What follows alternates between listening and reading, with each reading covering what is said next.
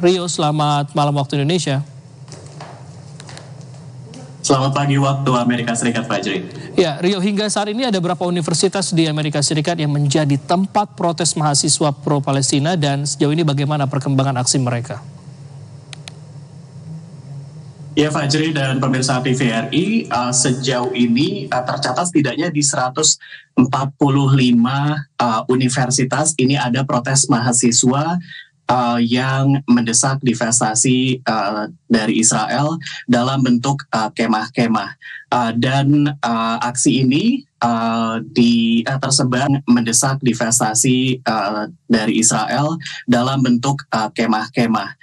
Dan aksi ini tersebar di setidaknya 25 negara bagian menurut media Intercept. Jadi kampus ini ada yang kampus swasta seperti Columbia University di kota New York, di mana aksi ini awalnya bermula, sampai kampus negeri di pantai barat seperti University of California Los Angeles atau UCLA di Los Angeles.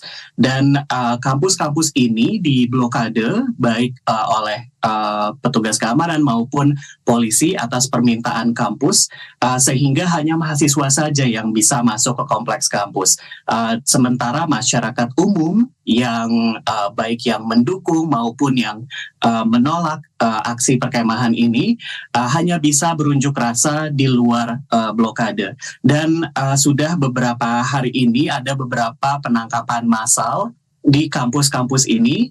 Pertama tentu saja yang Anda saksikan di layar kaca adalah di Columbia University di kota New York, dan di kampus-kampus lain juga terjadi dari puluhan sampai ratusan, dan sampai saat ini berdasarkan rilis dari kepolisian dan rilis kampus-kampus ini tercatat setidaknya 2.000 mahasiswa yang telah ditangkap oleh pihak keamanan. Penangkapan ini ada yang berlangsung damai, ada juga yang melibatkan kekerasan dari aparat, Fajri. 5 universitas yang mendesak divestasi, dan lalu lantas bagaimana dengan tanggapan dari Presiden Joe Biden menanggapi gelombang protes mahasiswa pro-Palestina di berbagai universitas di Amerika Serikat ini, Rio? Meskipun dia tidak secara spesifik menyebut unjuk rasa di kampus mana sebetulnya yang berujung pada kekerasan. Sementara ada laporan dari organisasi pemantau unjuk rasa di Amerika Serikat, ACLED, yang memantau unjuk rasa mahasiswa Amerika ini dan menyatakan bahwa 99% unjuk rasa ini berlangsung damai. Mahasiswa Yahudi di sejumlah kampus memang mengutarakan bahwa mereka takut ada antisemitisme yang naik.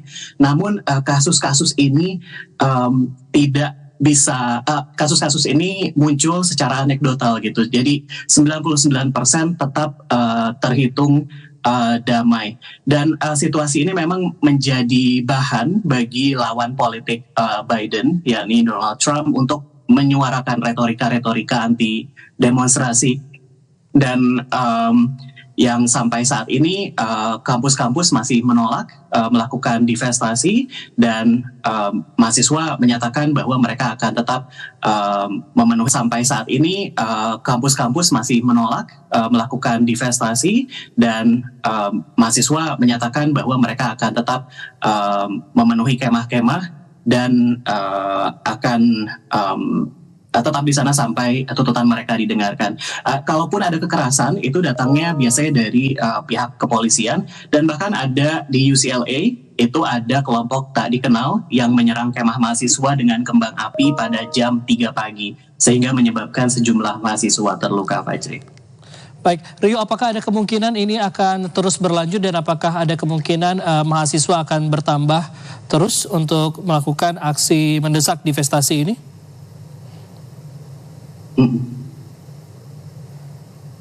Iya, kalau kita melihat di beberapa kota, termasuk yang di Washington DC juga ada di George Washington University, mereka menyatakan akan tetap diam dan melakukan okupansi di kampus masing-masing dengan kemah-kemah ini. Beberapa kampus seperti Columbia University di kota New York menyatakan mereka tidak akan memutus hubungan atau melakukan divestasi dari Israel, dan itu membuat mahasiswa tetap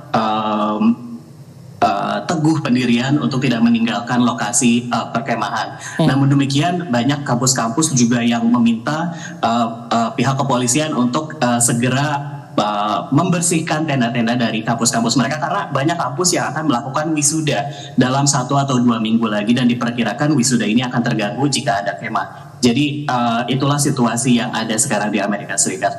Baik, terima kasih Rio Tuasikal yang melaporkan langsung dari Washington DC, Amerika Serikat. Terima kasih atas informasi Anda. Selamat bertugas kembali, tetap jaga kesehatan.